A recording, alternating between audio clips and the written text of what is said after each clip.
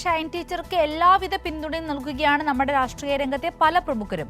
അതായത് ഇത്തരത്തിൽ സൈബർ ആക്രമണത്തിനെതിരെ, പ്രത്യേകിച്ചും സ്ത്രീത്വത്തിനെതിരായ കടന്നാക്രമണമാണ് കോൺഗ്രസ് നേതൃത്വം നടത്തുന്നതെന്ന് മന്ത്രി പി രാജീവ് ഇന്ന് ഫേസ്ബുക്കിൽ കുറിക്കുകയുണ്ടായി.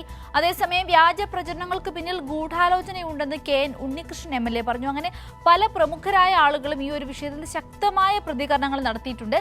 അവയെല്ലാം കൂടി ഉൾപ്പെടുന്ന ഒരു സമഗ്ര റിപ്പോർട്ട് കൂടി ഒന്ന് കണ്ടുവരാം.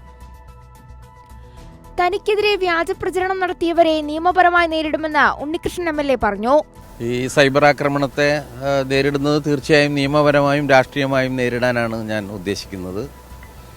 മാത്രമല്ല, രാഷ്ട്രീയമായി നേരിടുക എന്ന് പറഞ്ഞാൽ നമ്മുടെ കേരളീയ സമൂഹത്തിൽ ഒരു തെറ്റായ ഒരു സംസ്കാരം വളർത്തിയെടുക്കുന്നതിൻ്റെ ഭാഗമാണ് ഈ സൈബർ ആക്രമണം. സമ്പന്നമായ ഒരു രാഷ്ട്രീയ സംസ്കാരമുള്ള നാടാണ്. അപ്പോൾ അതിനെ മലീമസപ്പെടുത്തുന്ന ഒന്നാണ് ഈ സോഷ്യൽ മീഡിയ വഴിയുള്ള ഈ കള്ളപ്രചരണങ്ങൾ.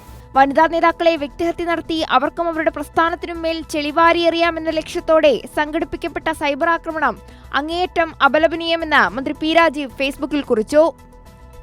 അടുക്കളയിൽ നിന്ന് അരങ്ങത്തേക്ക് വന്ന കേരളത്തിലെ സ്ത്രീകളെ വീണ്ടും വീട്ടകങ്ങളിലേക്ക് ആട്ടിയോടിക്കാനുള്ള പിന്തിരിപ്പൻ ശക്തികളുടെ ഗൂഢശ്രമങ്ങളെ പ്രതിരോധിക്കാൻ ജാഗരൂകരാകണമെന്ന് മന്ത്രി ഡോക്ടർ ആർ ബിന്ദു പ്രതികരിച്ചു.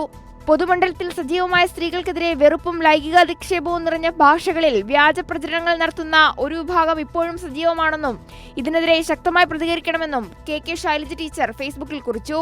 പൊതുസമൂഹത്തിൽ അന്തസ്സോടെ ജീവിക്കുന്ന സ്ത്രീകൾക്ക് നേരെ അപവാദ പ്രചരണം നടത്തുന്നവരെ മര്യാദ പഠിപ്പിക്കാൻ ജനങ്ങളെ അണിനിരത്തുമെന്ന് DYFI പ്രസ്താവനയിലൂടെ വ്യക്തമാക്കി.